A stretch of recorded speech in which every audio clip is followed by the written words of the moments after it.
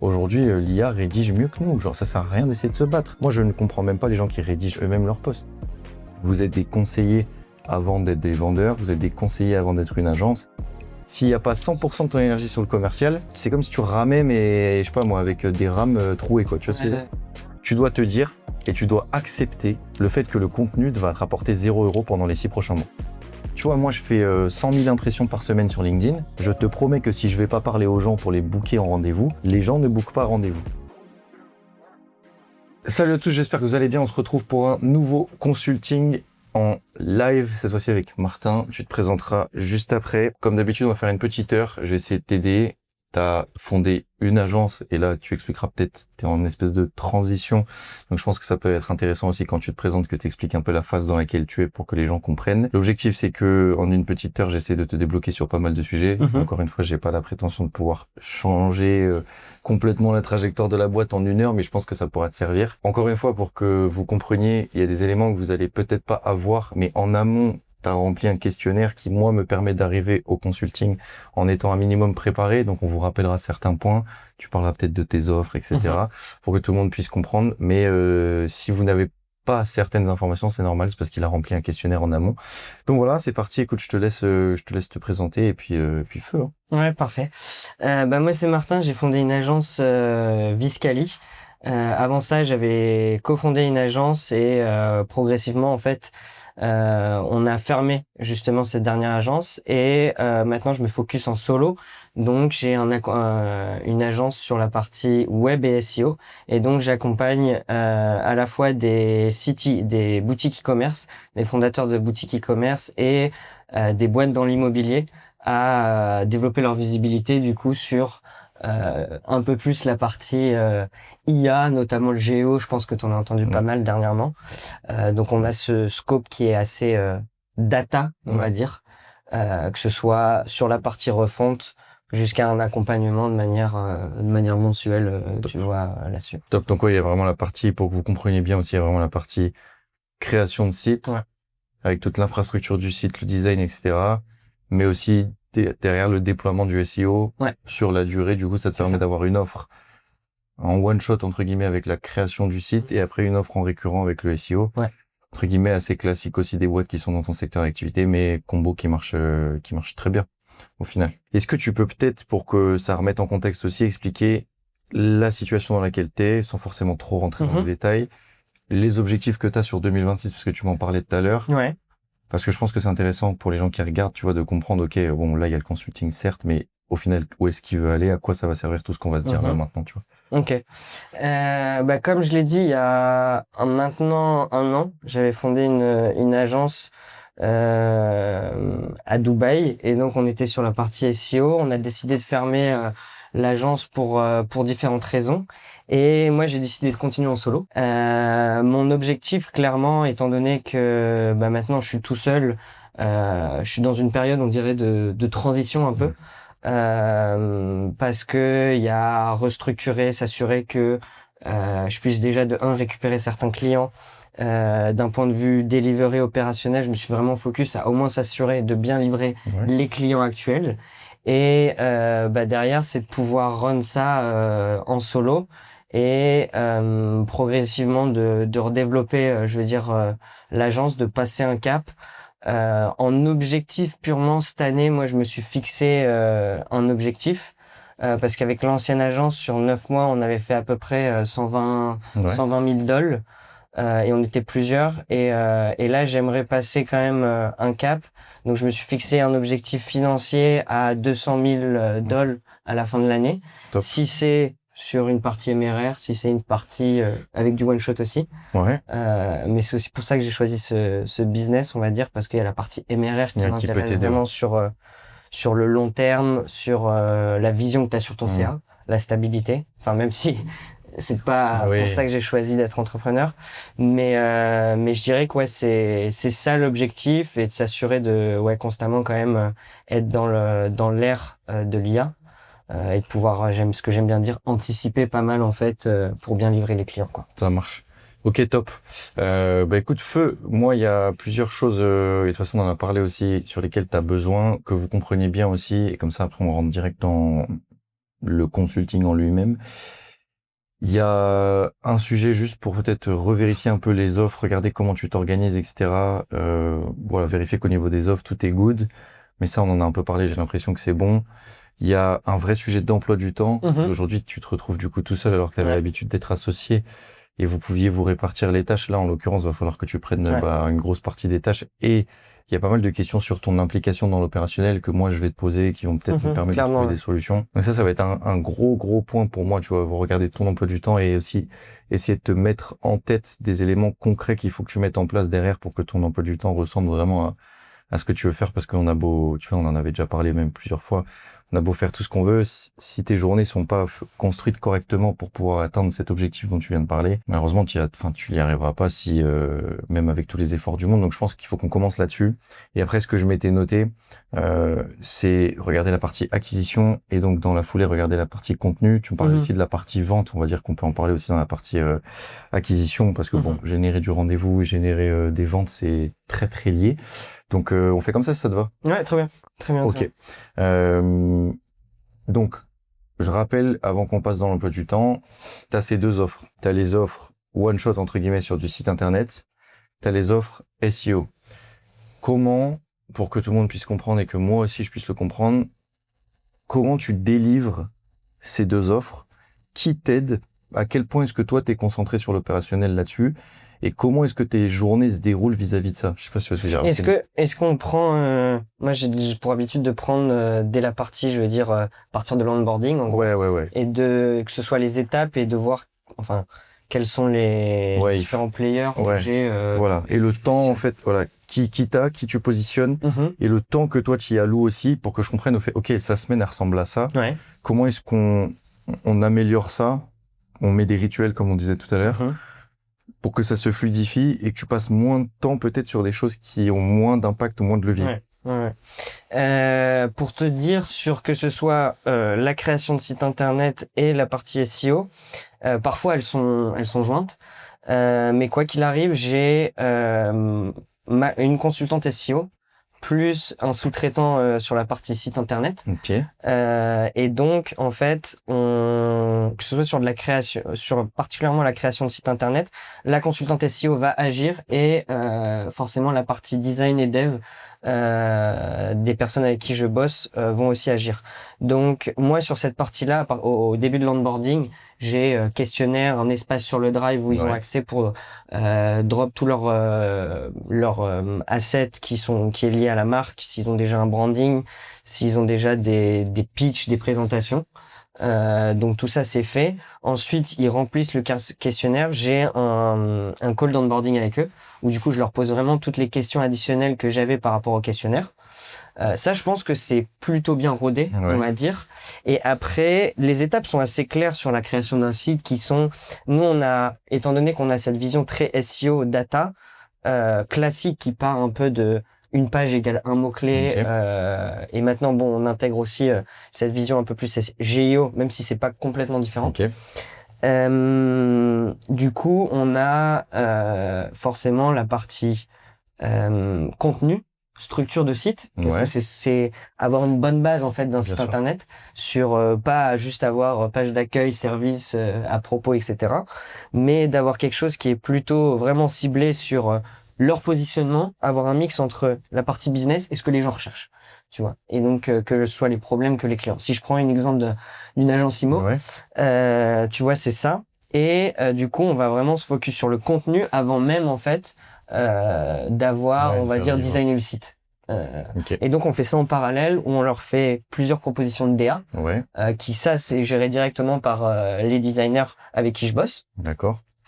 Donc ça en général il y a des propositions entre 3 à 4 propositions, tu vois, de première section de page d'accueil pour valider une DA, et ensuite dès qu'on a travaillé toute la structure du site et du contenu en parallèle, et ben on va avoir des étapes de validation avec le client pour qu'ensuite on puisse designer tout le site sur Figma et ensuite le redévelopper derrière en custom en général, même si on a bossé sur du Webflow, on a déjà bossé sur du WordPress, mais si on fait une refonte, en général, je repousse plutôt vers du custom, parce que parce que c'est quelque chose d'assez où on a bien la main dessus, on va dire, Ok. et on leur met un CMS derrière qui puisse gérer s'ils souhaitent Oui, le c'est modifié, contenu etc.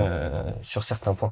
Donc c'est un peu ça les étapes. Et après sur la partie en fait quand on a fini le site, on passe à l'accompagnement SEO, Ouais. on va dire, même s'il a déjà démarré parce qu'on leur présente la stratégie dans la roadmap que j'ai à la 3e semaine, on va dire.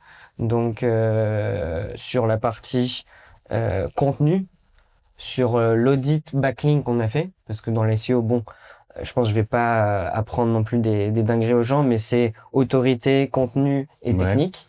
Et ce qui joue de plus en plus maintenant sur une partie IA, comment être référencé sur les moteurs de recherche IA, c'est le fait que tu sois cité sur des bonnes sources. Ouais. Donc ça, c'est assez important. Et après, sur la partie technique, s'assurer qu'en fait, j'aime bien dire, ton site suit les meilleures practices de Google, Ouais. de tous les moteurs de recherche. Et ensuite, sur la partie contenu, qu'au final, on parle bien à Ouais. l'ICP, tu vois. Bonne cible. Donc, et ça, c'est toujours séparé sur ces 3 piliers. Ok. Donc, une première partie, si on fait une refonte, forcément, le site est optimisé. Dans l'autre cas où on fait pas forcément une refonte, on s'assure de remettre à niveau techniquement le site. Donc Ok. ça, en général, c'est le premier mois. Ok. Avec l'audit, et donc c'est en parallèle avec le contenu. Ok. Je sais pas, je pense que ça fait pas mal déjà de choses, tu vois. Et après, sur le contenu, c'est, nous, on va pas forcément, et là, je suis en train de pivoter. Donc, je sais pas si tu as déjà eu des agences SEO ou quoi, où tu connais un peu le milieu. Mais le classique avant, c'était un peu tant de contenu par mois, tant de backlink par mois et tout. Et ce que je suis en train de faire, je suis en train de voir comment est-ce que je peux déjà, forcément avec l'IA, moins être limité par tant de contenu par mois. Ouais. Plus Mais une vu performance globale, que, ouais. en gros, une agence IMO, typiquement, moi je bosse avec des agences IMO à Dubaï, on a comment on appelle ça, des clusters spécifiques qui vont être sur des thèmes que les gens ont, que ce soit les quartiers à Dubaï, les développeurs, maisons, appartements. Et donc ça, en fait, on va faire des clusters de contenu, de questions que les gens ont, pour justement créer du contenu, que ce soit à travers les pages business du site ou à travers des parties blog et de l'autorité à travers du backlink. Donc je dirais que c'est ça en gros la manière dont on fonctionne. Et sur la partie contenu, je veux moins être limité, donc fonctionner par cluster. Si j'ai 16 articles à faire, je me dis dans ce cluster, on va faire les 16 articles en un mois, ensuite on va attaquer l'autre cluster, etc. J'ai moins envie d'être limité par le nombre d'articles par mois. Ça c'est un truc que peut-être je voudrais voir avec toi, parce que forcément les gens, ils ont l'habitude de payer un nombre de contenus, c'est ça? Ils se disent après derrière, c'est tant par article peut-être, ou tant par backlink quand ils divisent le prix, tu vois. Mais pour moi, de un, on est moins limité. On se cache pas d'utiliser l'IA, mais c'est pas pour autant être flagué par Google si on poste trop de contenu d'un coup. Tu vois, donc c'est avoir ce juste milieu, que ce soit adapté aux clients, mais aussi scalable, moi, de mon côté. Ouais, je vois. Donc je sais pas comment je pourrais faire exactement ça. Ou alors j'augmente tout simplement le nombre de contenus que je peux faire par mois, mais ça pour te répondre, ça dans une espèce de parenthèse. En fait, je pense que c'est pas un problème de fonctionner différemment, dans le sens où à partir du moment où le client est en capacité de comprendre que c'est dans son intérêt de fonctionner comme ça, ça se défend. Tu vois, le truc de je vais diviser le prix par le nombre d'articles, etc. Ça aussi, on nous pose beaucoup la question, genre sur les agences vidéo par exemple, je vais vendre tant de vidéos, les gens vont diviser à la vidéo. Oui, ok. En fait, le calcul basique, c'est ça, mais si tu commences à faire ce calcul-là, en fait, tu commences à jouer à un jeu qui est un jeu de prix, et tu commences à dévaloriser ton prix pour pouvoir rentrer dans le calcul, alors que c'est possible que ce calcul, le client ne le fasse jamais. Je sais pas si tu vois ce que je veux dire. Donc, en fait, tu te bases sur un truc de je vais être le moins cher possible à l'article, donc le moins cher possible au livrable, alors qu'en fait, toi, ta réalité en tant qu'agence, c'est pas je veux être le moins cher à chaque livrable, c'est je veux que chaque livrable soit fait dans l'intérêt de mon client. Et donc la globalité du nombre de livrables, tant qu'il est dans l'intérêt, dans l'alignement de ce que veut le client comme résultat, ça se comprend, ça s'entend et ça se vend. Et tu vois, c'est ce que je dis souvent à nos agences, vous êtes des conseillers avant d'être des vendeurs, vous êtes des conseillers avant d'être une agence. Alors si vous fonctionnez avec un mode de fonctionnement justement qui est dans l'intérêt du client, avant votre intérêt à vous, vous gagnerez. Et tu vois, quand tu réfléchis tes offres, un truc que je peux dire à tout le monde, ça c'est très vrai, on réfléchit jamais une offre pour nous, on réfléchit une offre pour le client et ensuite on trouve un moyen de la rendre scalable. Je sais pas si tu vois ce que je veux dire. Et donc là, juste pour te rassurer par rapport à ta réflexion, elle va dans ce sens-là. Au début, tu me dis, je vais fonctionner par cluster parce que c'est comme ça que j'aurai les meilleurs résultats, parce que c'est différenciant et c'est une méthodologie qu'on aime bien. Ensuite, je réfléchis au nombre. Je sais pas si tu vois ce que je veux dire, pour que ça soit scalable pour moi. Et au-delà de ça, je réfléchis à la manière de faire. Donc, te prends pas trop la tête, tu vois. Après, je referme cette parenthèse, parce qu'il faut vraiment que là, qu'on reste sur l'emploi du temps, tu vois. Mais juste pour te rassurer en refermant cette parenthèse, pour moi, c'est un bon mode de fonctionnement. Et le truc, quand tu fais des offres à retenir, c'est, on regarde ce qui est dans l'intérêt du client, on construit quelque chose qui est dans l'intérêt du client, et ensuite, on travaille avec les contraintes de scalabilité côté agence. Genre, OK, on a fait l'offre parfaite pour le client. Maintenant, on a des contraintes parce que elle est parfaite pour le client, oui, mais nous derrière, faut pas qu'on se suicide non plus parce qu'on a fait l'offre parfaite. Comment, avec ces contraintes, je joue pour le rendre scalable? Et là, tu es dans une démarche qui est positive parce que la plupart des agences, elles font l'inverse. Elles se disent comment je fais une offre qui est ultra scalable pour moi. Et après, elles se posent la question de OK, ça se vend pas. Bah oui, mais mec, t'as fait ton offre pour toi, c'est normal. Il faut faire ton offre pour tes clients et après, c'est ton taf en tant que dirigeant d'agence de standardiser, de formater, de processer tout ça pour que ça soit scalable et de mettre un périmètre. Et toi, en l'occurrence, je pense qu'il faut que tu réfléchisses sur cette partie article, parce que la manière de le faire, top, t'es aligné, c'est dans l'intérêt du client. Jusqu'où tu le fais, combien, avec quoi, pourquoi, comment, ça, c'est des questions que tu peux te poser. Mais bref, parenthèse fermée là-dessus, mais ok, c'est top. Mais déjà, c'est bien, parce que ça fait un point différenciant sur le SEO, et je pense que ça peut vachement, c'est un argument marketing sympa. Là-dedans, dans tous ces process que tu as expliqués, aujourd'hui, t'es impliqué où et ça te prend combien de temps? Genre, tes journées, elles ressemblent à quoi? Moi, sur la partie onboarding, je dirais c'est la phase où je suis la plus impliquée parce que c'est où je traduis, on va dire, en gros, la partie business, tout SEO, tout opérationnel, tu vois. Du coup, j'ai établi la stratégie avec ma consultante. Elle fait le benchmark compétiteur, ce qui se fait de mieux sur le marché. Je pense admettons, on prend l'exemple d'une agence IMO, elle va regarder toutes les agences en fonction aussi de leur positionnement pour se différencier du marché et ensuite quelles sont les pages qu'on va pouvoir venir faire et tout. Donc je suis impliqué dans le process, on va dire en termes opérationnels, je dirais de account manager. Du coup, je fais les réunions avec eux pour valider certaines choses quand c'est nécessaire de faire des réunions. En général, maintenant j'ai mis là avec 2 clients je dirais sur la partie site au début. C'est toutes les 2 semaines s'il y a besoin des validations selon la roadmap, tu vois. Et sinon après si c'est des petits trucs, je leur envoie que ce soit par WhatsApp ou par mail. Et ensuite on passe en reporting SEO par mois. Mais moi mon implication elle est vraiment là-dedans. Sur la partie dev design, j'ai vraiment quelqu'un qui s'en occupe. Moi je leur donne les directions. Et après sur la partie copywriting du site, il y a un certain point que je revois beaucoup encore et que je fais encore. Et sur la partie SEO, opérationnel, création d'articles, recherche de backlink, tout ça, c'est toute ma consultante qui effectue ça. Mais on valide une stratégie ensemble avant pour pas que avoir une vision purement data SEO, mais un mix. Tu sais, c'est toujours jouer entre les deux, de business et de SEO. Donc là, tu as un espèce de rôle de... Parce que tu as la partie commerciale aussi en amont. Voilà, donc tu vas chercher les clients, tu vas les signer.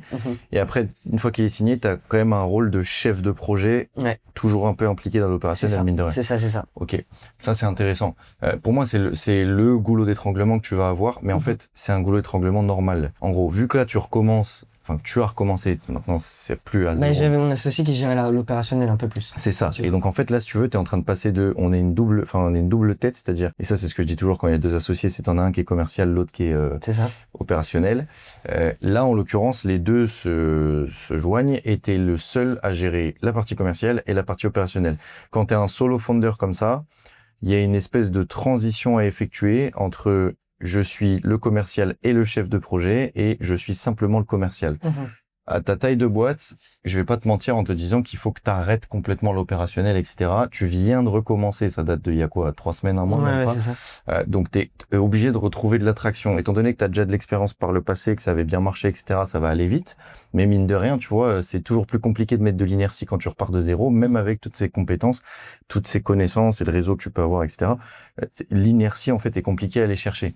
Et toi, ton objectif, c'est que dans tes journées, et on va en parler juste après, on va rentrer un peu plus en profondeur, mais dans tes journées, tu dois ressentir ce sentiment de transition et dans tes semaines et dans tes mois aussi. En fait, ton emploi du temps doit être construit autour de la vision très simple de je passe de chef de projet opérationnel plus commercial à commercial uniquement. Tu vois ce que je veux dire?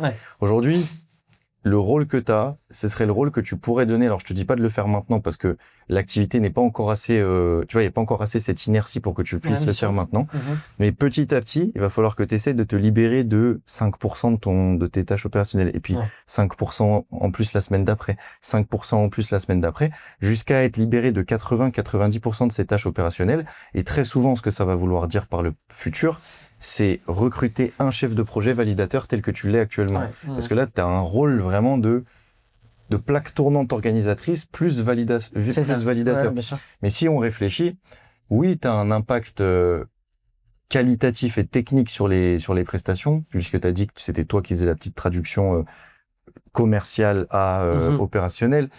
Mais en vrai, c'est des compétences que tu peux trouver chez, là, tu as une consultante SEO, tu vois, tu peux trouver un chef de projet validateur qui pourrait prendre ton taf. Ça voudrait simplement dire de processer en fait le début. Mais derrière, cette personne-là, c'est un chef de projet. Et le rôle d'un chef de projet, c'est d'aller justement faire cette plaque tournante, prendre les informations depuis les pôles techniques, donc SEO et Dev Design pour toi, de les orienter, de les packager, de les présenter aux clients pour validation, de les valider. Tu vois, c'est vraiment ce qu'on appelle un chef de projet validateur.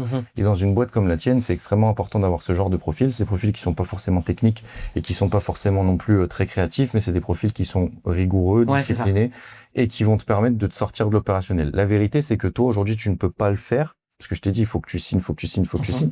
Ça va arriver vite, mais ça vient juste de recommencer. Donc, il faut que ça arrive.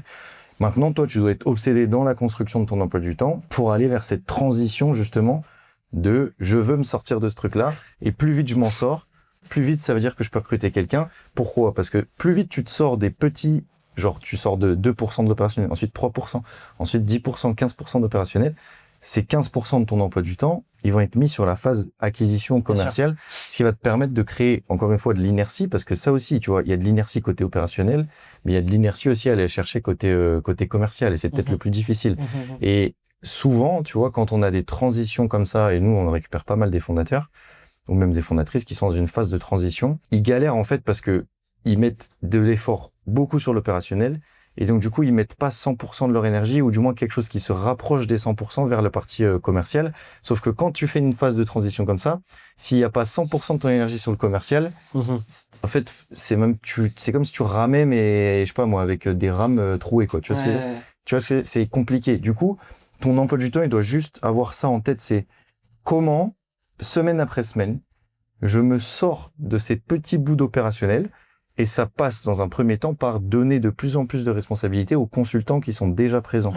Tu vois, je pense que tu peux, et moi c'est ce que je ferais, tu vois, pour rester en concret, tu te fixes une timeline. Par exemple, tu te fixes 8 semaines. Je dis n'importe quoi, mais à toi de réfléchir ça. Tu te fixes 8 semaines.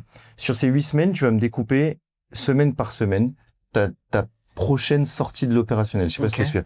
Semaine 1, objectif, je fais plus ça. Mais du coup, ça veut dire, je trouve une solution pour ne plus faire ça. Il faut bien que quelqu'un le fasse. Qui le fait? Bien sûr. Semaine 2, je fais plus ça. Ça peut passer aussi par, enfin, tu me diras, l'ancienne agence, ça a été un peu le crash test sur certains trucs. Et donc maintenant, on a les process un peu en place. Mais c'est être sûr de la tâche SOP ou enfin tout ce que je vois. Tu vois, moi j'avais noté process derrière parce que ça, si tu processes pas, malheureusement, tu pourras jamais sortir. Voilà, c'est ça. Bien délégué. Voilà. Et surtout, du coup, dans la semaine, donc tu fais ton plan sur le nombre de semaines. Semaine 1, je sors de ça. Mais ça veut dire je trouve quelqu'un pour le faire, mais cette personne-là, il faut que je lui apprenne comment faire. Bien sûr. Process. Donc je sors de cette tâche-là, je m'en sors semaine 1, je la délègue et du coup pour la déléguer, je la processe correctement. Semaine 2, je décide d'une deuxième tâche. Pareil, process, je délègue.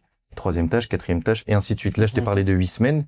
Ce que tu peux juste faire pour que ça soit logique, c'est que pareil, moi j'aime bien faire ça, tu prends un papier et un stylo, tu réfléchis correctement à tout ce que tu viens de m'expliquer, genre c'est quoi la timeline d'un projet, et tu identifies toutes les tâches, tu regardes le nombre de tâches, tu les groupes par tâches assez importantes, et je sais pas moi, si t'en as 7, bah tu fais un plan sur 7 semaines, si t'en as 12, tu fais un plan sur 12 semaines, tu vois ce que je veux dire? Juste comme ça reste logique, ça reste mathématique, et tu sais, les êtres humains, on est comme ça. Si on se donne pas de deadline, il y a rien qui se passe. Donc, il faut que tu te fasses un plan d'action avec une deadline bien claire et que tu restes dans cette deadline-là et que tu te dises, OK, maintenant, si je respecte pas cette deadline, la transition se fera pas, j'arriverai pas à sortir complètement de l'opérationnel et donc j'arriverai pas à mettre de l'inertie sur le commercial. Et là, tu vas rester dans ce trou, en fait, qui est pas bon, tu vois. Trou dans lequel tu es actuellement, mais qui est normal.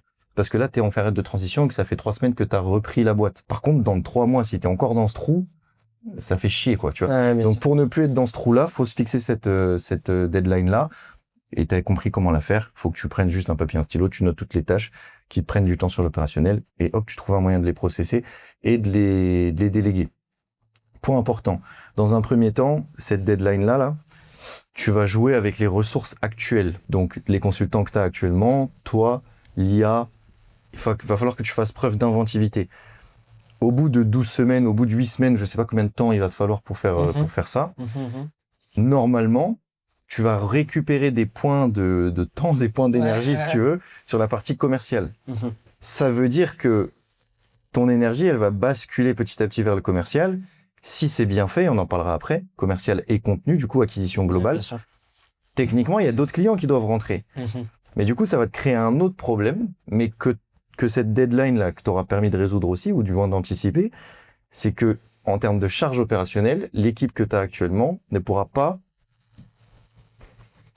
être aussi qualitative et travailler aussi vite qu'actuellement avec le peu de projets. Parce que si tu multiplies par 5 le nombre de projets, tu vas être en zone tendue sur l'opérationnel. Et c'est à ce moment-là que tu vas te dire, putain, merci à moi-même d'avoir fait ce truc-là, parce que du coup, j'ai processé chaque bout. J'ai plus qu'à prendre ce que j'ai fait, des fameux SOP comme on les appelle, là, tu les écris, tu les mets en place. Je les donne à quelqu'un et je recrute ce fameux chef de projet validateur qui sera ma plaque tournante, qui va venir décharger mes opérationnels, qui sont ton pôle copywriting, ton pôle SEO et ton pôle design dev.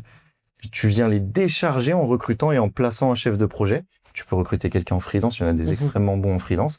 Sauf qu'à ce moment-là, tu auras une fiche de poste qui sera limpide parce que tu auras travaillé pendant 8-12 semaines sur ces process. Tu n'auras plus qu'à lui donner les process, à le former, il y aura un peu de management. Et toi, ça te permet de rester sur ce que tu veux rester, la partie commerciale acquisition. Lui reprend ce rôle que toi tu avais et que pour l'instant tu avais décidé de dispatcher un peu autour des équipes. Et là, on est sur une vraie structure de boîte. Et tu vois, ça prend pas... Enfin, là, je te le réduis, j'en parle comme si c'était un truc hyper simple, etc. Mais c'est parce que moi, je fais ça tous les jours, mais c'est compliqué. Alors, attention, tu vois, ce que je suis en train de te dire, c'est compliqué, mais ça rend la chose mathématique, là. Je sais pas si tu vois ce que je veux dire. Et en gros, moi, mon but, c'est que sur cette partie emploi du temps et process, je veux que tu repartes avec ça, c'est on peut rendre logique et limite mathématique cette transition. Et tu vois, là, normalement, tu as une clarté. Si tu te poses, que tu fais cette deadline avec ces jalons, que tu te sors de l'opérationnel, que tu récupères ces points d'opérationnel sur le contenu et l'acquis qu'on va voir juste après, et que dès que ça devient tendu pour tes opérationnels parce qu'il y a trop de clients qui rentrent, tu mets un chef de projet validateur qui aura déjà toutes les ressources que tu te seras fait chier à construire tout ce temps-là. La transition, elle est réglée. Tu vois ? Parce qu'au final, c'est un chef de projet que tu prends vraiment sur les validations et sur ce que tu fais actuellement. Ouais, au début, je suis avec lui sur les calls. Exactement. Et après, progressivement, bien évidemment, il va y avoir de la formation, tu vois. Mais la formation, elle sera ridicule en termes de complexité par rapport à si t'avais pas fait les process, tu vois. Parce que former quelqu'un sans process, il y a rien de pire, c'est pas possible. Et même la personne, elle peut pas évoluer, c'est trop compliqué. Toutes les erreurs de recrutement que j'ai vues, c'est parce qu'en fait, la personne a évolué dans un cadre qui était pas processé, qui était pas clair. Donc, tu vois, cette période de transition-là va te permettre de caler ces process. Et une fois que t'as trop de travail commercial, enfin, t'as trop de clients qui rentrent, là, tu recrutes le chef de projet pour ne pas retomber, parce que si tu veux, l'erreur, c'est ça, souvent, il y a des gens qui arrivent à entamer cette transition, sauf que dès qu'ils signent trop, ils se refoutent en mode chef de projet validateur. Et c'est la pire erreur à faire, en fait. Tu vois ?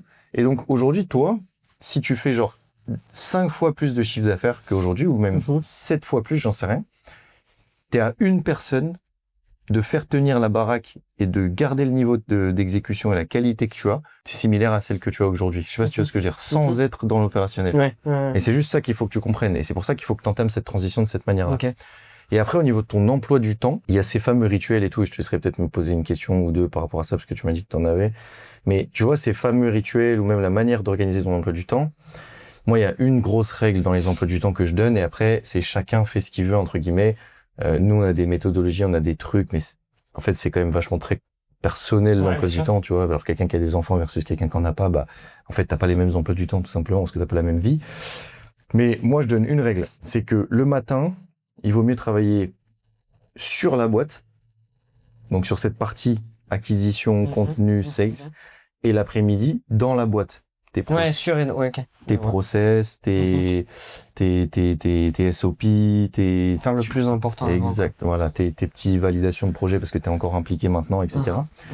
Et donc, moi, je divise toujours mes journées comme ça et c'est ce que je dis toujours à nos agences. Le matin, vous bossez sur la boîte. Quelles sont les tâches qui vont faire avancer, qui vont faire en sorte que la boîte se développe. Et l'après-midi, sur, OK, on a des clients, il faut qu'on les délivre. Tu vois, donc, sur des SOP, les management, tout ça. Donc ça, c'est l'organisation principale. C'est simple comme bonjour.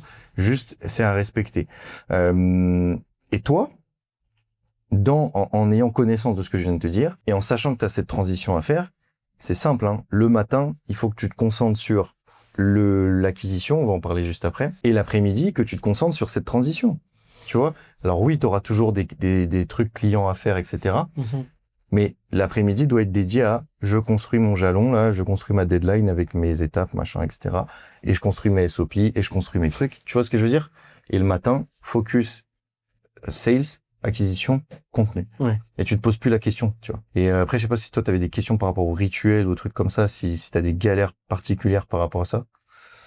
Moi, c'était plus la période de transition, forcément, quand on était plusieurs et que je suis passé en solo et que j'ai commencé à regarder à droite, à gauche, pour me convaincre de continuer dedans et j'étais un peu dispersé, tu vois.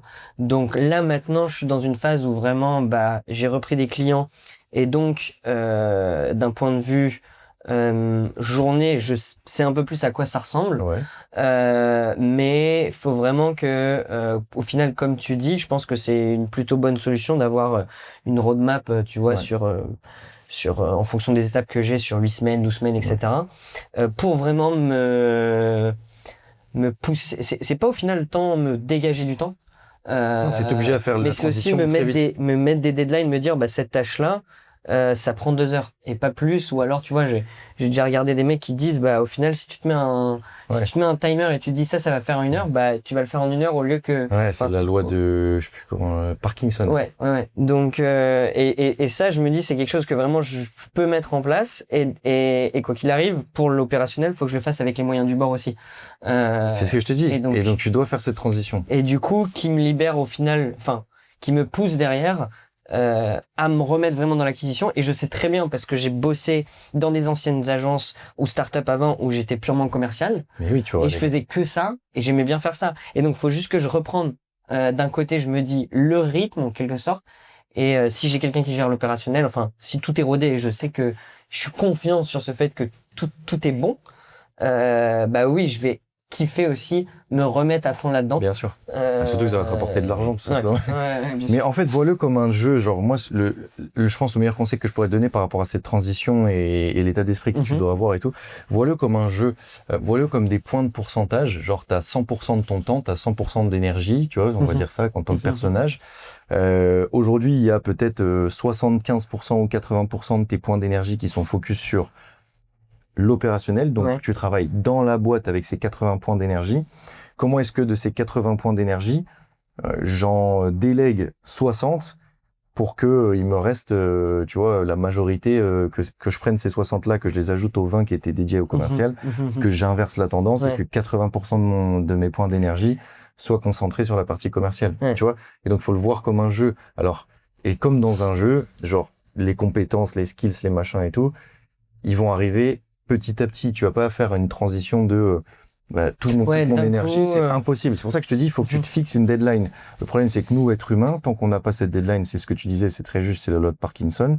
Tant qu'on n'a pas fixé cette deadline, il se passe rien, tu vois. Ouais, bien sûr. Et même, j'ai pas encore repris complètement le contenu, tu vois, par exemple. Par exemple, mais c'est parce que justement, t'as pas cette deadline-là. Ouais, c'est ça.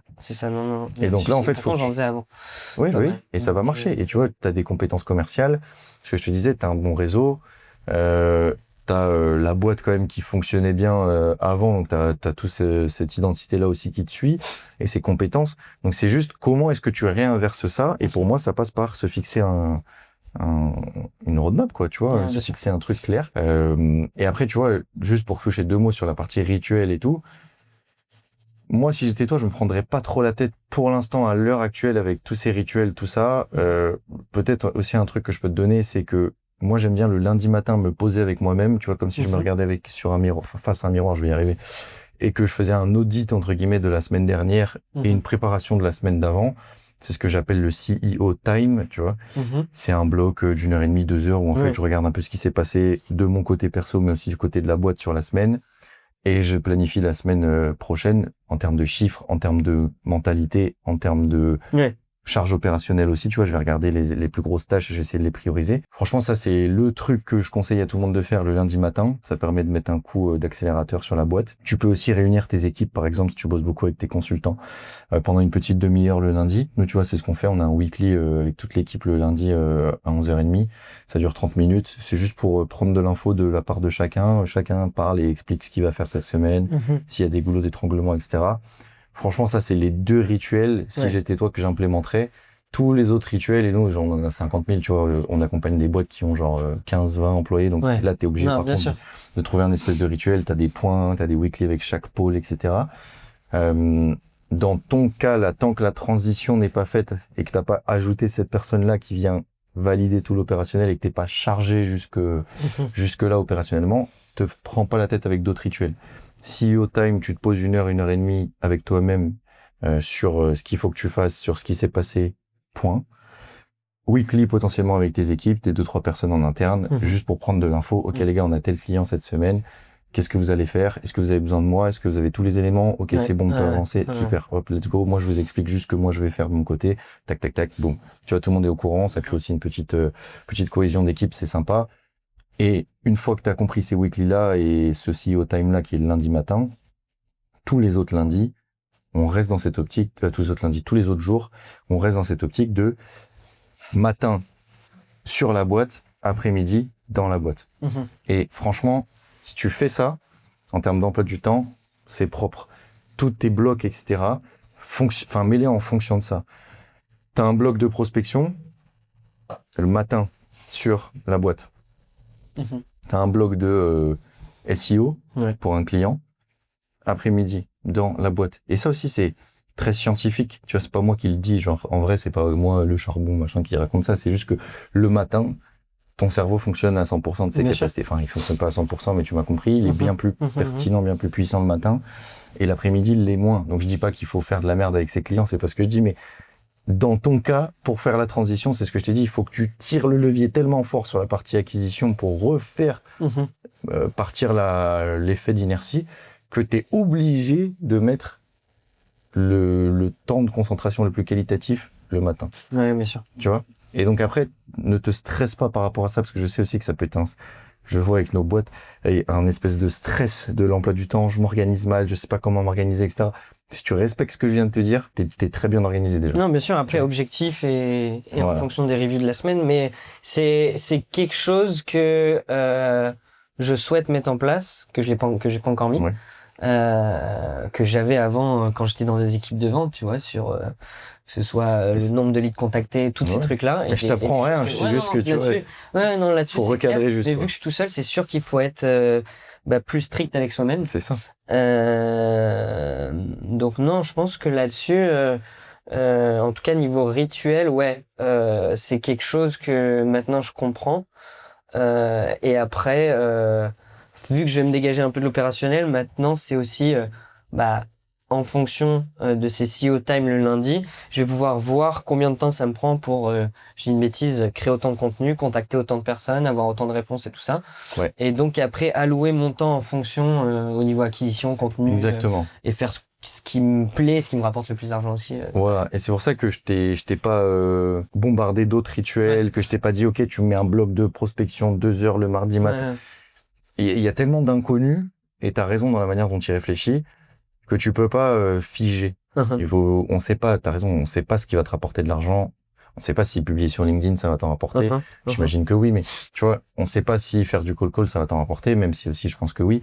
Du coup, tu peux pas être figé. Par contre, c'est vrai, genre aujourd'hui, tu vois, moi, avec le charbon, on est en capacité d'identifier quand même les sources d'acquisition qui nous rapportent le plus, les types de formats, les types de prospection, etc. Tu vois, je te montrais la plateforme juste avant.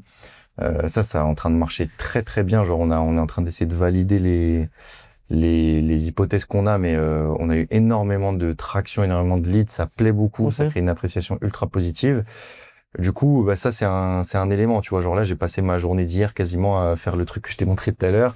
Là aujourd'hui, je vais passer un bon bout de temps dessus pour la finir, et puis la semaine prochaine, elle est mise en ligne pour qu'on puisse la proposer, parce qu'on est en capacité d'identifier ça. Donc tu vois, même moi en tant que CEO, je suis dans la dynamique dans laquelle tu devrais être, j'ai identifié un espèce de levier commercial monumental.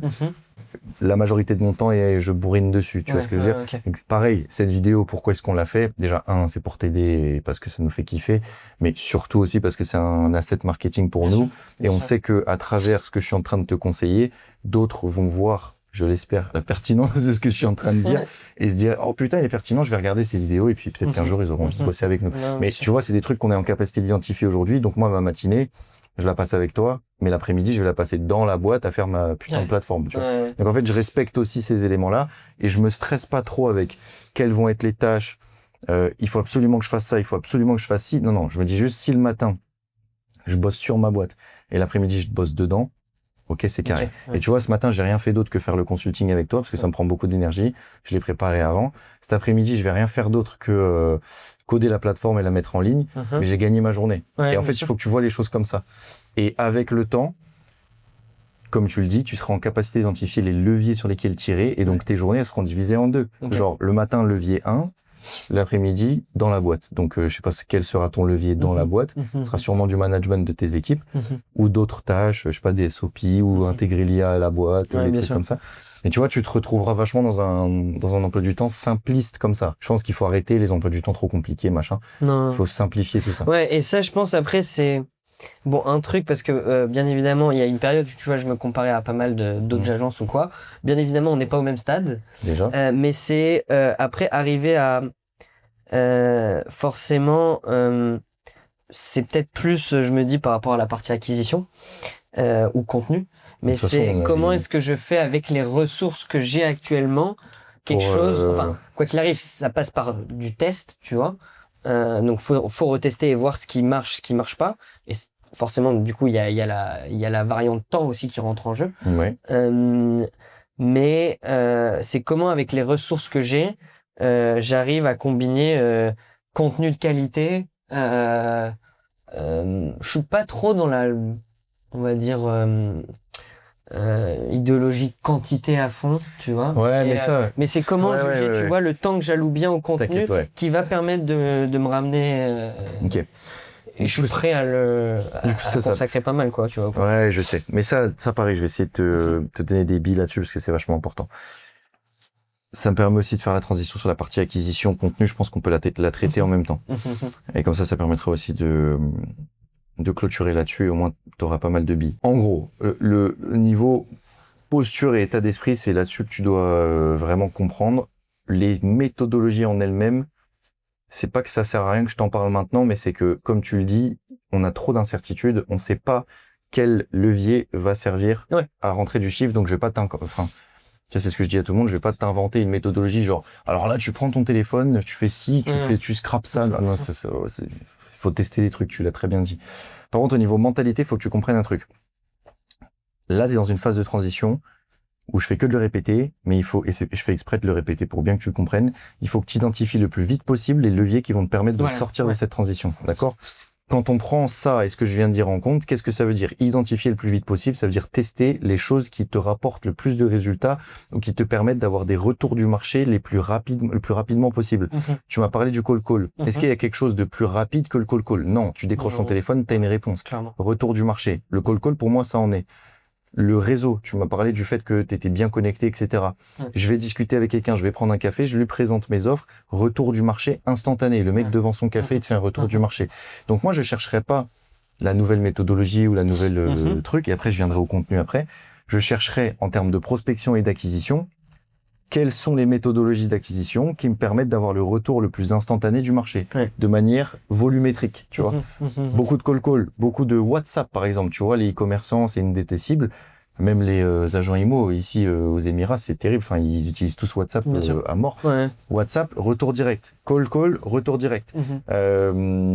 Réseau en personne, retour direct. Événement, retour direct. Je serais obsédé par les techniques de prospection, même si on peut, enfin, je sais pas si on peut appeler ça des techniques de prospection, mais parce qui, en tout cas, te permet d'avoir un retour direct du marché.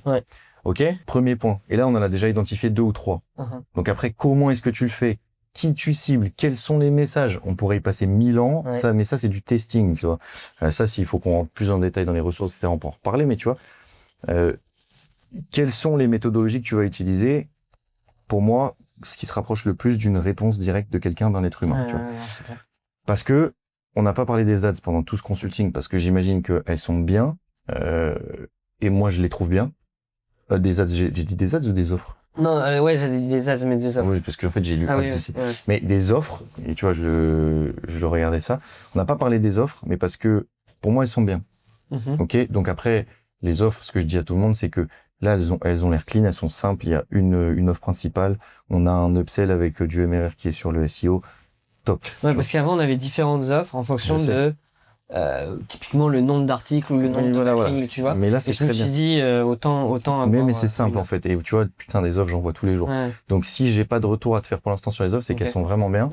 C'est juste que, encore une fois, je suis pas devin, ce sera le marché qui décidera et les offres, elles se modifient. Et c'est justement pour ça que je te dis qu'il faut absolument que tu aies un contact rapide et instantané avec le marché. Parce que moi, Clément Vanier, je te dis, tes offres, elles sont bien, mais moi, je suis personne. Tu vois, faut que ce soit tes clients et tes prospects qui te disent que c'est bien. Donc, elles m'ont l'air bien, mais plus vite aussi tu as un retour instantané du marché, plus vite tu vas pouvoir ajuster ces offres pour pouvoir vraiment rentrer dans ce marché. Donc ça, c'est un premier point et c'est extrêmement important. Pour moi, call, WhatsApp, in person, quoi, tu vois. Peut-être qu'il y a d'autres trucs à regarder, à imaginer, etc. Et surtout, comment tu vas le faire exactement, les messages, tout ça, ça c'est à définir sur toi. Mais par exemple, ça c'est un truc qu'il faut que tu fasses le matin. Tu vois, il faut que tu aies des blocs le matin où en fait tu te dis, bon, et c'est con, mais tu te poses comme ça face à ton ordinateur. Bon, là j'ai des e-commerçants, ok. Comment est-ce que je peux les adresser le plus rapidement possible? Tu vois, qu'est-ce qu'ils regardent? Où est-ce qu'ils mangent? Où est-ce qu'ils prennent leurs décisions? Tu vois, et en fait, c'est des moments avec toi-même où tu te poses et ensuite tu réfléchis, ok, en termes de prospection, par rapport à leur comportement et par rapport à leurs habitudes, à leurs problématiques, à leurs besoins, où est-ce que je vais pouvoir les taper de manière extrêmement directe pour avoir un retour, tu vois. Ces questions-là que tu dois te poser. Et donc ça, c'est dans un premier point. Un premier point, ça, c'est la partie prospection. Derrière, tu as ce que j'appelle le second rideau, qui là est un peu une force tranquille, si tu veux, de la partie acquisition, qui est le contenu. Très souvent, et nous on en récupère beaucoup dans le charbon, des gens qui pensent que le contenu est une capacité d'acquisition instantanée ou du moins rapide. C'est pire erreur possible. Tu vois, le contenu c'est vraiment un jeu d'intérêts composés. C'est comme quand quelqu'un investit en bourse. Tu mets sur le S&P 500, tu ne peux pas t'attendre à avoir 100% de rendement au bout d'un an. C'est pas possible. Peut-être qu'un jour, tu auras 100% de rendement, mais ça sera dans 20 ans, tu vois. Ou, je sais plus, parce qu'il a 8% par an. Mais bon, là, il est en train de se péter la gueule, mais ça, c'est un autre sujet.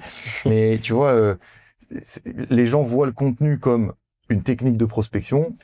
Nous, et toi, il faut absolument que tu vois le contenu comme une force tranquille, un support qui viendra alimenter petit à petit ta prospection. Bah, moi, je l'ai vu, pour te dire, un bloc en plus, vu que je faisais pas mal de réseaux et d'événements, bah, les gens me disaient en réseau, on te voit beaucoup sur LinkedIn. Exactement. Parce que je postais tous les jours, mais j'avais pas non plus tant une stratégie.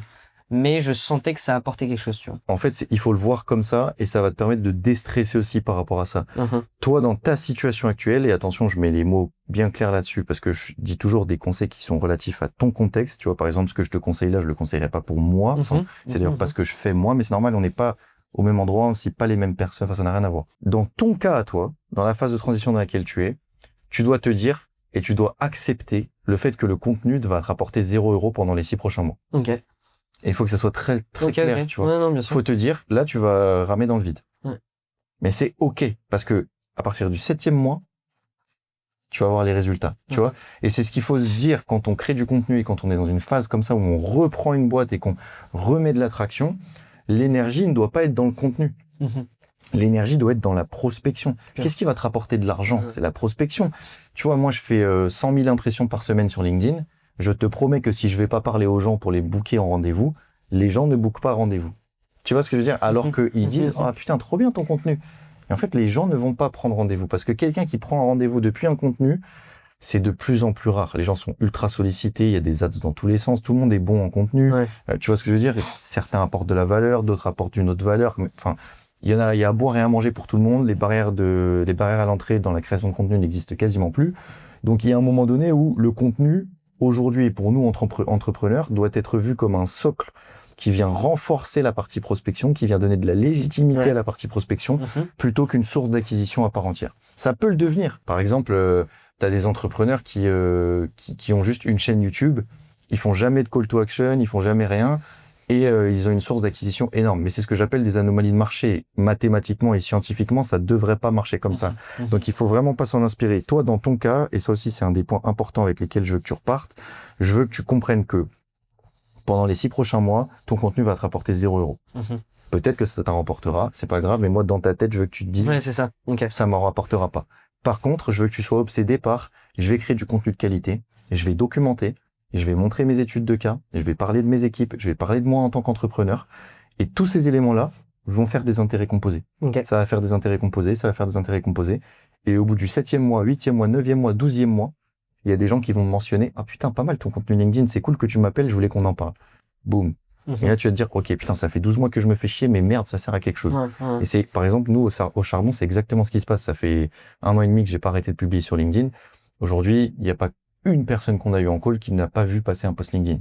Et on essaye de répliquer ça sur YouTube aujourd'hui, tu vois. On essaye de répliquer ça sur Instagram. On n'y est pas, mais on sait que YouTube et Instagram, techniquement, vont pas nous rapporter beaucoup d'argent pendant les 12 prochains mois. Et c'est ok, tu vois. Je me fais chier à le faire, mais c'est ok. Genre, parce que je sais que, comme LinkedIn, intérêt composé. Donc toi, dans ton esprit, il faut absolument que ça te serve à ça. Ça, sur les 2 points, c'est le truc le plus important. Dans ton cas, tu dois aller chercher des retours du marché avec des méthodes d'acquisition les plus instantanées possibles. Plus direct, mieux c'est. Tu vois? De l'autre côté, tu dois te dire, ok, je me résigne au fait que mon contenu va me rapporter 0 € dans 6 mois. En termes de répartition du temps, parce que du coup, tu as tes matinées pour bosser là-dessus. En termes de répartition du temps, ce que ça veut dire, c'est je passe 30-40% de mon temps sur du contenu, 60-70% de mon temps sur de la prospection. Tu vois? Quelles sont les méthodologies? Encore à voir. Le gros inconnu, et on pourra pas y répondre aujourd'hui parce que enfin là, c'est trop compliqué. J'ai pas assez d'infos. Faudrait qu'on en parle pendant 4 heures et même faudrait qu'on appelle des gens juste pour voir ce qu'ils disent parce que j'ai pas envie de te conseiller un truc qui n'a aucun sens. Mais t'as pas assez de retour du marché, donc il te faut un max de retour du marché. Et en termes de plateforme, par contre, pour le contenu, et si je donne un tout petit peu de concret, moi j'aurais accès LinkedIn. T'écris bien sur LinkedIn. T'as déjà eu des résultats. Je vois pas pourquoi t'y arriverais plus maintenant et je vois pas pourquoi ça te prendrait énormément de temps. Utilise notre ami Claude. C'est un banger absolu sur LinkedIn. Bien sûr. Et YouTube, t'as l'air de kiffer. Quand tu m'en as parlé, je sais pas si c'est le cas, mais en tout cas, moi, j'ai l'impression que ça te faisait quand même kiffer de faire des vidéos. Je sais pas. Bah, en fait, je me suis dit au début, quand j'ai repris là, sur certains, presque, je dirais, au final, c'est presque des SOP que j'ai fait pour mes équipes sur, là, tu vois, typiquement, j'ai fait, ce qu'on appelle la structure d'un site pour, je dis, une agence immobilière, et donc, un peu le template exact qu'il faut suivre quoi qu'il arrive. Et après, en fait, c'est comme dans beaucoup de business, t'as, je dirais, 70-80% qui restent reste, et la ensuite, bonne tu viens structure, faire- et après, c'est en fonction de eux, de leur positionnement, de leur différenciation, où tu vas venir à travers le contenu, à travers tout Bien ça, sûr. à travers le mot-clé que tu sélectionnes. Mais en soi, la logique d'une page d'accueil, d'une page où tu as toutes les propriétés reste la même, parce que tu regardes le but de cette page-là, qu'est-ce qu'elle cherche à faire. Ouais, bien sûr. Elle cherche à rediriger des gens à te contacter, ou alors à voir ce que tu as de disponible. Donc, et sur ça, je me suis dit, quoi qu'il arrive, vu que je le filme pour aussi ma consultante, bah, je me dis autant essayer peut-être juste de le tourner d'une manière qui fait que ça apporte de la valeur à les gens qui sont avec moi, juste sur simplifier et apporter un peu ma vision des choses du SEO, parce que je me dis c'est un peu la manière dont se différencier à travers le contenu. C'est pas tant ce qu'on fait, parce que voilà, les agences SEO, Oui, il y en a beaucoup même aussi. si il y a certaines différences et tout. Moi, je fais pas beaucoup de Reddit ici, par exemple. Ok. Dernièrement, Reddit, c'est Ouais. très connu et tout. C'est beaucoup plus au marché US, au marché Ouais. à la limite européen. Ici, les gens n'utilisent pas Reddit, donc il y a moins d'intérêt, on va dire. Mais je veux dire, je pense que c'est l'idéologie que tu as du SEO ou du GEO et tout ça, et D'essayer de le moi, transmettre. je me dis, c'est ma vision que j'ai du truc Ouais. à dans 5 ans, que j'ai peut-être envie de transmettre à travers mon Ouais, mais c'est contenu, très bien. mon discours de vente. Enfin, et après, vu que c'est lié, c'est que je dirais, si j'ai quelque chose de structuré, et ça, c'est encore un truc que j'essaie de voir comment je le fais, mais comment est-ce que vraiment des piliers, je dirais, de mon argumentaire de vente ou certains trucs sont retranscrits en contenu, tu vois. C'est peut-être ça où j'ai le plus de mal euh, à, à me dire, à me baser sur vraiment soit des faits, soit des vrais arguments de vente sur pour les e-commerçants, c'est le SEO, c'est la partie long terme, ça te permet de réduire aussi ton coût d'acquisition progressivement et des choses comme ça. Ça, faut le voir à travers le contenu, tu vois, sur la partie e-commerce. Ouais. Mais ouais, en tout cas, je pense que pour toi, les deux types de contenus qui t'iront bien, ce sera des contenus justement où tu peux exprimer ce mode de fonctionnement qui est différent et cette vision qui est différente. Et d'ailleurs, ça, c'est un très bon pilier. Faut axer là-dessus, c'est très bien. Ça va être du LinkedIn par rapport à tes ICP aussi par expérience. Alors des fois, il y a encore une fois, des anomalies de marché, des choses très qui se passent. différentes, ouais. Mais généralement, toi, les tiens, ça sera sur LinkedIn ou ça sera sur du format vidéo, YouTube. Les agents IMO, ça peut être pas mal sur Instagram aussi, mais en fait, tu vois, je pense qu'il y en a aussi vraiment beaucoup sur LinkedIn et j'ai pas envie de te conseiller d'aller sur Instagram et sur YouTube et sur Ah LinkedIn. non, mais je me suis posé en plus la question et je me suis dit non, pour l'instant, il n'y a pas trop de... Ouais, voilà. En fait, c'est trop. Parce que rappelle-toi que ce que je t'ai dit, c'est 70% de ton temps ou 60% de ton temps sur la prospection et 30% sur Ouais, bien sûr. sur la partie création de contenu. Ça n'aurait aucun sens que je te dise, OK, vas-y, deviens influenceur, fais sur trois plateformes, mais ça n'a pas de sens. Mais par contre, j'aurais gardé LinkedIn, j'aurais gardé YouTube. Tu vois, YouTube, moins d'énergie t'y mets et plus de valeur et d'insight t'y mets, mieux c'est, tu vois. LinkedIn, pareil. En vrai, LinkedIn, aujourd'hui, avec les outils d'IA qu'on a, si tu lui mets des bonnes idées, la capacité rédactionnelle, les IA l'ont et elles rédigent mieux que nous, tu vois. Donc, elles sont en capacité aujourd'hui de rédiger des idées et de les exprimer mieux que nous. Donc, c'est trop cool, tu vois. En fait, c'est juste un prolongement de ton cerveau et je sais que ça marche très bien. Là où toi, tu seras irremplaçable, c'est justement sur ta personne, ta personnalité, ce que tu penses, tes valeurs, comment tu vois les choses. Et ça, en fait, c'est ça qui a de la valeur. Le mode de fonctionnement de ta boîte, les éléments qu'il y a dans ta boîte, etc. Tes clients, tes prospects, tes équipes, tout ça, t'es inimitable là-dessus. Donc ça, faut le mettre dans l'IA. L'IA, la capacité rédactionnelle pour packager tout ça. Et donc, en fait, tout ce que toi, tu as à comprendre, c'est, OK, quand est-ce que je trouve de bonnes idées? Et après, tu parlais des piliers de contenu. Et je pense que ça peut être intéressant qu'on en parle en rapide. En fait, pour moi, et dans ton cas, et c'est dans le cas de 90% des gens, mais dans ton cas aussi, là, il y a 3 piliers, en fait, qu'il faut respecter. Peu importe le contenu que tu vas mettre et peu importe le format. C'est le pilier que j'appelle storytelling ou personal branding. Parler de toi en tant qu'entrepreneur. Tu as beaucoup de choses à raconter. Il faut les raconter. Ta personne, ta personnalité, encore une fois, tes valeurs, tout ça, la manière dont tu vois les choses, ça a énormément d'impact sur les prospects. On s'en rend pas compte, en fait, mais les gens s'identifient à nous. Et c'est pour ça aussi qu'ils nous achètent. Tes clients, t'en as peut-être pas l'impression, mais si, faut que tu me l'as dit tout à l'heure, c'est quelqu'un avec qui je m'entends bien quand tu m'as parlé d'un de tes clients, il s'entend bien avec toi parce que mine de rien, il résonne aussi avec les valeurs que tu as, il résonne avec la personne que tu es.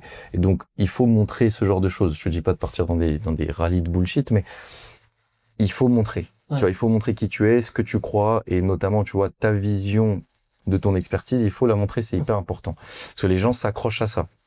C'est le premier pilier. Deuxième pilier, ça va être le pilier expertise. T'en parlais, ok, c'est quoi ce que tu crois, toi, SEO, GEO, c'est quoi l'impact qu'il va y avoir sur le marché? On est pile dans l'expertise. Comment t'accompagner un e-commerçant? On est pile dans l'expertise. Le SOP sur la structure d'un site internet d'une agence IMO, on est dans l'expertise. Tu vois ce que je veux dire? En fait, ça, c'est un deuxième pilier qui est le pilier expertise. Et troisième pilier, ça va être le pilier preuve sociale. Qu'est-ce que tu as fait? Avec qui tu l'as fait? Comment tu l'as fait? À quoi ça ressemble? Qui peut être intéressé pour regarder ce truc-là, cette étude de cas? Tu vois, tes clients qui prennent la parole, des gens qui ont des retours sur toi. Ça peut prendre 50 000 formes. Et donc, dans les trois piliers, tu as plein de formats différents, si tu veux. Tu peux être en vidéo, tu peux être en photo, tu peux être en texte, tu peux être en vidéo YouTube. Il y a rien qu'avec ces trois piliers, tu as des milliers de combinaisons possibles. Juste, essaie toujours de rester dans ces piliers-là. Et au départ, quand tu sais pas réellement la proportion qu'il faut avoir, essaie de faire 33, 33, 33. Comme ça, tu respectes en fait une proportion assez simple. Moi, par exemple, sur le charbon, on est en capacité aujourd'hui d'identifier des types de contenus. Voilà, donc en fait, on a des proportions qui changent un peu, mais ça change quand même tout le temps. C'est-à-dire que il y a 2 mois de ça, je t'aurais dit, et d'ailleurs j'en avais fait une vidéo YouTube, je crois, on était genre à 40 ou 50% de contenu très storytelling, parce que c'était ce qui buzzait le plus sur mon compte LinkedIn et qui techniquement rapportait pas mal de prospects. Là, ces dernières semaines, c'est nos contenus expertise qui prennent le pas, notamment avec les plateformes dont je t'ai parlé, tu vois. Parce qu'en fait, on montre une expertise, on a trouvé un moyen un peu ludique de prouver notre expertise, et c'est en train de prendre le pas. Donc là, par exemple, sur cette semaine, de lundi à aujourd'hui, j'ai publié, je pense, un seul post storytelling et 4 posts, ou 4 ou 5 posts expertise ou preuve sociale, tu vois. Et donc, du coup, mes piliers, enfin, ma proportion d'utilisation des piliers change tout le temps. Mais dans ton cas, j'aurais commencé comme ça, et de semaine en semaine, t'ajustes. Tu vois, Lucas, qui a set up qui est notre head of content, là, que t'avais rencontré la dernière fois, qui a set up tout le truc. Lui, de semaine en semaine, il regarde, en fait, et il se dit, OK, cette semaine, on a fait tel type de contenu qui est super, bon, ça a bien marché, OK, let's go, on fait ça. Tu vois, c'est pour ça que là, on est en train de coder d'autres plateformes, parce qu'on se dit, OK, attends, là, il y a un truc avec les plateformes, on va en mettre une toutes les semaines, tu vois. Pendant 3-4 semaines, on va tester toutes les semaines, et puis on verra si... Et toi, dans ta démarche, faut que ça soit comme ça, notamment au niveau des piliers de contenu. Sauf qu'aujourd'hui, tu viens de commencer YouTube, LinkedIn, il faut que tu reprennes, t'as déjà des bases sur ce qui marche sur LinkedIn, ce qui marche pas. J'étais 5 fois par jour et je faisais mes posts le week-end, quoi. Ouais, après, moi, j'ai toujours fait ça, hein. Ouais. Moi, j'ai toujours fait ça, 5 fois par semaine, plutôt. 5 fois par semaine, ouais. 5 fois par jour. Et ça, en soi, après, c'est le marché, comme tu dis, qui me le dira, mais le fait que les gens me voyaient, en tout cas, c'était le point positif. Après, je me dis, est-ce que c'est en testant d'augmenter la qualité et là, avec les choses que j'ai déjà à mettre en place, que ce soit déjà structurer l'opérationnel pour sortir, puis ensuite passer sur plus d'acquisition, pour l'instant, pas encore trop de contenu. Moi, je me dis, est-ce qu'il est nécessaire peut-être de faire plus de qualité que quantité, de poster une bêtise 3 fois par semaine sur LinkedIn et 1 fois toutes les 2 semaines sur YouTube pour l'instant, et après, oui, je pense qu'il vaut mieux que tu vois comme ça. Il vaut mieux que tu vois comme ça, tu fais de la qualité, et franchement, utilise des outils d'IA. Ce qu'une IA remplacera pas, c'est la pertinence de tes idées. Elle pourra jamais remplacer ça. Donc en fait, aujourd'hui, nous, en tant qu'entrepreneurs, on doit pas essayer de trouver le meilleur format possible ou essayer de trouver la meilleure vidéo. Tu vois, on n'est pas youtubeur, on n'est pas créateur de contenu. Nous, ce qu'on a envie de faire, c'est mettre le moins d'énergie possible dans la création de contenu, tout en véhiculant des idées ou en donnant de la valeur qui est inimitable parce qu'on est les seuls à la porter. Tu vois ce que je veux dire? Et donc ça doit être ton obsession. C'est pas je passe 20 minutes à écrire un post LinkedIn. Non, c'est comment est-ce que je donne à Claude la meilleure idée possible pour que lui, avec sa qualité rédactionnelle que toi tu n'atteindras pas, arrive à me transcender cette idée qui est la mienne, donc qui est inimitable, pour qu'il la mette sur LinkedIn. Pareil sur YouTube. Tu vois, nous, on n'invente rien sur YouTube. Les IA rédactionnelles nous aident énormément. C'est juste que l'idée de base est inimitable. Soit Ok. parce que Ouais, bien sûr. c'est une idée très profonde qui me correspond à moi en tant que fondateur, soit parce que c'est l'histoire d'une de nos boîtes. Et donc, en fait, tu peux pas imiter l'une de nos boîtes. Enfin, c'est des gens, quoi. Tu vois, tu peux pas répliquer ces gens, tu peux pas répliquer cette trajectoire. Et donc, quand on raconte une histoire, c'est inimitable. Après, le format, tout le monde peut faire le même format. Parler, tout le monde peut parler. Enfin, tu vois, tu vois, il faut vraiment que tu te concentres sur comment est-ce que j'y mets le moins de temps possible. Et ça passe par utiliser les IA rédactionnels, qui sont meilleurs que nous, de toute façon, Bien dans la sûr, rédaction. bien sûr, bien sûr. Mais par contre, à aucun moment, je les laisse me remplacer sur l'idéation. Ok. Parce que mes idées, c'est ce qui me rendra différent et c'est ce qui me rendra inimitable sur le contenu. Une fois que tu as ça, en termes de rythme, ouais, tu postes 3-5 fois par semaine sur LinkedIn, c'est parfait. Genre, pour moi, c'est le rythme parfait. Mais poster 5 fois sur LinkedIn, quand tu as Claude qui est bien entraîné, que tu as des bonnes idées, que tu es en capacité de lui expliquer comment bien traduire tes bonnes idées en contenu LinkedIn, en gros, t'envoies 5 vocaux dans Claude et il le fait, quoi. Ça fait, tu vois ce que je veux dire? Bien sûr. Et moi, c'est un peu ce que je fais. Les idées que je mets dans Claude sont des très bonnes idées parce que je les travaille et parce que c'est des trucs qui nous arrivent et encore une fois, c'est inimitable. Mais c'est Claude qui va rédiger tous mes posts parce que de toute façon, il est meilleur copywriter que moi, tu vois. Ouais. Donc là-dessus, te prends pas la tête. Et pareil sur YouTube. C'est l'idée qui importe. Même si au final c'est peut-être pas la partie la plus importante, mais tu sais, on voit tellement de trucs sur le contenu, sur comment faire du contenu, l'idéation et tout ça. Moi, je dirais que j'ai pas eu trop de problèmes en termes d'idées en général, mais c'est après, est-ce que le séquencer, le truc, je veux créer un système qui du coup me fait perdre le moins, enfin pas perdre du temps non plus, mais me fait passer le moins de temps possible. Mais par exemple, on avait fait le jardin consulting la dernière fois et je me suis dit, je sais que ça parlait pas mal de parler des croyances de ton ICP, de les tourner d'une manière. Enfin, je sais que j'ai pas encore. Enfin, avec l'ancienne agence, j'ai pas mal testé. Justement, j'ai eu des retours du marché déjà sur certaines choses. Mais est-ce que t'as des points particuliers sur la partie expertise? Je sais qu'il y a des gens qui parlent de tofu, mofu, bofu. Je ne demande pas de me donner un framework ou quoi. Je sais pas si ça va être vraiment clair. Mais sur la partie expertise, si je dois avoir quelque chose de très très simplifié en général. Ouais, à quel niveau de profondeur et juste divulguer, je dirais à quel niveau de profondeur, en gros. En vrai, pareil, je vais pas te pondre une réponse qui veut rien dire. J'en sais rien. Ouais. Tu vois ce que je veux dire? J'en sais rien. Moi, je suis constamment en train de tester sur le charbon les différents niveaux de profondeur. Tu vois, je ne sais pas répondre à cette question. Et après, il faut que tu te dises aussi, et ça c'est marrant, c'est qu'il n'y a pas de niveau de profondeur préférentiel pour tous tes prospects. Tu vas avoir des prospects qui vont t'acheter parce que tu as été ultra technique sur un sujet. Et tu as des prospects qui vont t'acheter parce que tu as parlé, je sais pas, c'est une connerie ce que je vais dire, mais de la nouvelle voiture que tu as achetée, quoi.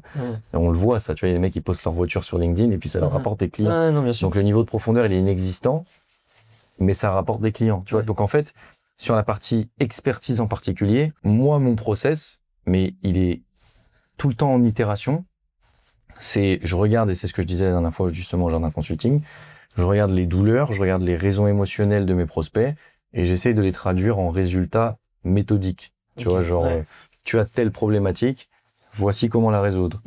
On a réussi à résoudre telle problématique, voici comment on a fait. Tu vois, ce genre de framework, en fait. Donc, t'en as plein, mais j'essaye toujours de me dire, OK, de toute façon, la personne, pour qu'elle me lise et qu'elle en ressorte quelque chose, il faut que je lui parle d'une situation qu'elle a vécue ou qu'elle vit, dans laquelle elle se trouve coincée et à laquelle moi j'ai trouvé une solution. Et ça, c'est un bon poste d'expertise. Mais derrière, je me prendrai pas trop la tête parce que, et c'est pour ça, en fait, je sais que je suis assez générique dans ce que je suis en train de te dire là depuis qu'on parle acquisition et contenu. Mais c'est parce que je peux pas me permettre d'être ultra précis quant à la situation et au contexte dans lequel tu es, tu vois. Ça serait débile parce que ça voudrait dire que je sais des choses que, du marché, alors que ta boîte ne sait même pas. Tu vois. Donc, sur la partie expertise, te prends pas la tête. Teste des niveaux de profondeur. Il y a des fois, moi, j'ai été surpris, genre, je m'amusais à faire des trucs un peu comme Hormozy, à donner des équations, par exemple, de la réussite d'une agence. Donc, j'essayais de trouver c'est quoi les variables, en fait, qui, chez nous, ont toujours fait les équations, enfin, la réussite d'une agence. T'avais très souvent le personal branding du fondateur. Ensuite, t'avais la qualité des offres, machin. Et puis après, je créais des formules. Je balançais la formule sur LinkedIn sans photo, genre, voici l'équation de la réussite d'une agence. tac, ça faisait quand même pas mal de likes et tout. Je dis, putain, ouais, ok, là, c'est un gros niveau de profondeur et ça marche bien. Après, je testais des trucs avec des niveaux de profondeur moindres. Je regardais les commentaires. Je regardais beaucoup aussi la qualité des commentaires, la qualité des interactions. Je regardais est-ce qu'on m'en parlait. Est-ce qu'en call, on mentionnait ça? Ouais. Est-ce que, tu vois?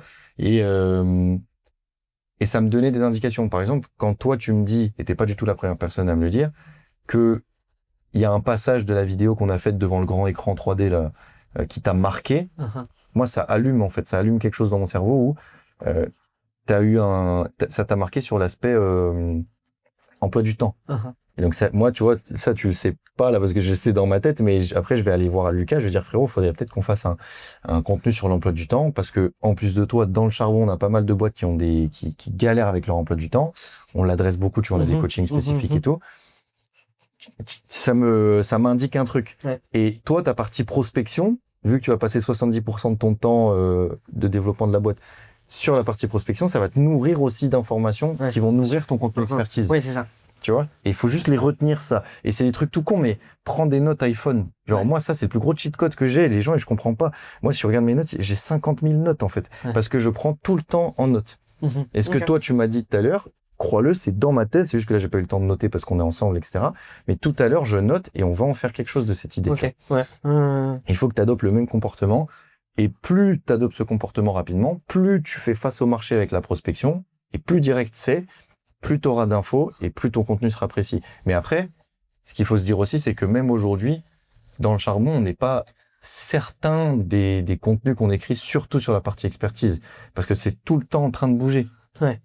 Tu vois, on sait pas en fait quelle problématique principale va trigger. On commence à trouver des choses, mais ça fait 2 ans qu'on est dessus, tu vois. Ouais, bien sûr. Donc c'est vraiment un travail. Et ce que je te dis, le contenu, faut le voir comme un socle qui viendra soutenir ta prospection, mais c'est beaucoup moins instantané. Et surtout, c'est en constante itération. C'est pour ça qu'il faut jamais arrêter. Ouais, non, C'est ça. Après, on n'est pas des créateurs de contenu, on est des entrepreneurs, donc on fait avec les choses qui nous apportent le plus de résultats en y mettant le moins d'énergie possible. Je garde l'idée, plus je balance à l'IA rédactionnelle. Pareil, énorme cheat code. Tu vois? Ouais, l'idée est le plus important. Et c'est tout. L'idée. Ouais, c'est tout. Aujourd'hui, l'IA rédige mieux que nous. Genre, ça sert à rien d'essayer de se battre. Moi, je ne comprends même pas les gens qui rédigent eux-mêmes leurs posts. Elle est meilleure copywriter que nous. Elle a lu tous les livres de la Terre, elle a lu tous les romans, toutes les poésies, toutes les pages de vente. Elle écrit mieux que moi, tu vois. Par contre, elle trouvera jamais mes idées. Et elle aura jamais ma vision du monde, elle aura jamais mes clients, elle aura jamais les histoires que j'ai racontées. Et il est là la différence. Et c'est pour ça que les gens t'achètent. Tu vois? Et donc peut-être même accentuer encore plus certains angles de différenciation. Exactement. Par exemple, la manière dont tu vois toi le SEO avec tes clusters, mais faut me bombarder ça, genre. Ouais, ok. Tu vois ce que je veux dire? Mais c'est aussi des choses de la manière dont toi, Martin, tu vois la vie. Ou tu vois l'entrepreneuriat, j'en sais rien. C'est des choses qui sont différentes, mais c'est des idées inémitables. Genre ton post sur... J'en avais fait un peu et après j'ai complètement arrêté un peu le personal brand et j'ai plus fait des trucs... Il faut le doser en fait. Ouais. Il faut le doser, c'est toujours pareil. Mais sache que les gens sont très intéressés aussi par la manière dont tu vois les choses. Et en tant que petite boîte, tu vois, on a des petites boîtes. Les gens achètent nous. Souvent, ils achètent les fondateurs, tu vois. Parce que ils se disent que ce qui se passe derrière les fondateurs doit correspondre à cette personne-là. Et donc, même s'il y a des équipes, techniquement, les équipes ressemblent aux fondateurs. Donc, tu vois, il y a ce sentiment d'appartenance. On n'est pas une multinationale où les gens s'en foutent, ils achètent à la boîte, nous, ils nous achètent nous. Donc, c'est important de se mettre en avant aussi. Tu vois? Ok. Donc, voilà. C'est clair, en tout cas, sur la partie acquisition et contenu. Mais ouais, est-ce que toi, t'avais des questions ou des trucs particuliers en plus avant de clôturer? J'ai essayé de rester simple. Ouais, non. En vrai, je veux dire, il y a d'un côté, c'est bien de rabâcher les choses parce qu'il y a des trucs que moi je vois, mais qui sont au final, parfois j'ai pas envie de l'admettre et tout, et de se dire que 70% acquisition, il faut que j'arrive même bientôt à plus, tu vois. Ouais. Non, je pense que c'est quelque chose qui est plutôt assez clair et que je dois mettre en place. Je veux dire, il y a des trucs qui étaient purement stratégiques et il y a des trucs aussi que tu me donnes qui sont je retiens bien par exemple le truc Ouais, de ça, 10 c'est semaines et important, de se dire chaque étape, j'essaie de m'en retirer progressivement. Donc non, là-dessus c'est clair. Moi, je pense pas avoir de questions spécifiques par rapport à ça. Parce qu'on a couvert quand même, je Bah, dirais, écoute, top, hein. les choses les plus importantes. Et on n'a pas couvert, par exemple, le côté RH, moins recrutement, tout ça. Ouais, mais parce que Enfin, on l'a couvert à travers la chef de projet. Mais ça va arriver un peu après, je je pense. dirais c'est un problème qui arrive plus tard, qui est très bien au final, tu vois. Et ouais, et moi, mon objectif, c'est que, tu vois, là, on n'a pas 50 ans devant nous, Mhm. donc le but, c'est que Mhm. tu... Et aussi, c'est ça, mon but, c'est que tu restreignes ton champ d'action Ouais. et ton champ de pensée de manière volontaire. Ouais. Là, t'es pas dans un truc où il faut penser à ce qui va se passer après. Il faut penser à comment est-ce que je consolide ce qu'il y a maintenant. Ouais. Une fois que les problèmes de recrutement... En fait, ça, c'est des bons problèmes. Ouais, Alors, c'est ça. quand t'es trop chargé et que tu dois recruter, c'est un très, très bon Ouais. problème. Alors, Ouais. c'est compliqué, hein. C'est bien, des fois, de l'avoir anticipé. Mais par exemple, si tu fais ton plan, là, comme on l'a dit, en fait, tu l'auras anticipé, ton Ouais. premier gros recrutement. Donc, Est-ce que, à la limite, t'as des paliers, je dirais, là, forcément, c'est un gros moment d'acquisition pour reprendre, tu vois.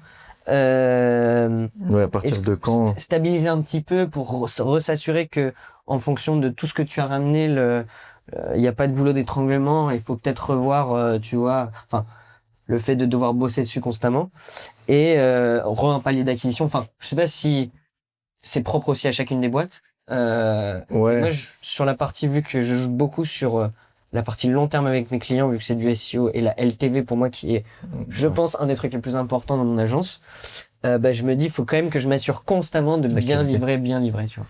Ouais, bah ça, en fait, la force des choses va faire qu'il y a des moments où tu seras vachement concentré sur ce que j'appelle la partie produit ou delivery, quoi. Et des moments où tu seras plus concentré sur l'acquisition. En l'occurrence, là, moi, je serais vachement concentré sur l'acquisition. Je pense que le jour où tu vas te retrouver sous l'eau opérationnellement et que tu devras recruter cette chef de projet, il va se passer 1 ou 2 mois où tu vas être vachement concentré sur ton delivery. Tu vas devoir... Alors, tu auras déjà créé la majorité des process parce que c'est justement le but de cette transition. Mais tu auras aussi d'autres problématiques qui vont arriver. Et puis, si jamais ta consultante SEO se barre, bah, il va falloir en retrouver une autre. En fait, ça, c'est plus des choses que tu subis, du moins à la taille de boîte à laquelle tu es. Je te dis pas que c'est normal, mais à la taille de boîte à laquelle tu es, il faut accepter qu'il faut être la tête sous l'eau pour restructurer, tu vois. Donc, en fait, c'est vrai que tu as des phases où tu vas atteindre des plateaux parce que opérationnellement, ça va être compliqué d'accueillir plus. Tu vas devoir recruter et tu passes au plateau d'après. Mais ça, c'est pareil. Te stresse pas là. Non, là-dessus. c'est pas une problématique au final. Te stresse pas là-dessus pour l'instant parce que je te promets que tu as 3000 autres trucs à voir avant. Et ça sera la résultante de ce qui se passera si jamais tu mets en place ce que tu dois mettre en place maintenant, tu vois. Donc voilà. Ok. Non, écoute, c'est bon. Enfin, c'est cool. Clair pour moi. Bah écoute, très cool. J'espère que ça aura aidé les autres aussi qui regardent cette petite vidéo et puis j'espère que ça aura été applicable. Est-ce que tu veux, je sais pas, conclure sur un truc, un mot de fin? Je te laisse le mot de fin. Non, enfin en soi, moi c'est assez clair et je repars avec pas mal de points actionnels et de points stratégiques et au final faut voir les choses comme elles sont et un peu, on va dire, se donner un petit coup au derrière pour avancer et pour vraiment passer un cap là-dessus, quoi. Ouais, et c'est ce que je dis. Enfin, de toute façon, nous, les personnes avec qui on fait ces consultings-là, on les choisit aussi pour leur potentiel. Donc, je pense qu'il y a un gros potentiel. De toute façon, tu l'as déjà prouvé par le passé. Moi, j'y crois fort aux 200K sur 2026. Fonce et concentre-toi sur cette transition. Plus vite elle est faite, plus vite derrière tu vas dérouler. Donc voilà. Je vous dis à très vite pour des consultings similaires. Merci à toi d'être venu et puis à très vite sur cette chaîne pour une autre vidéo.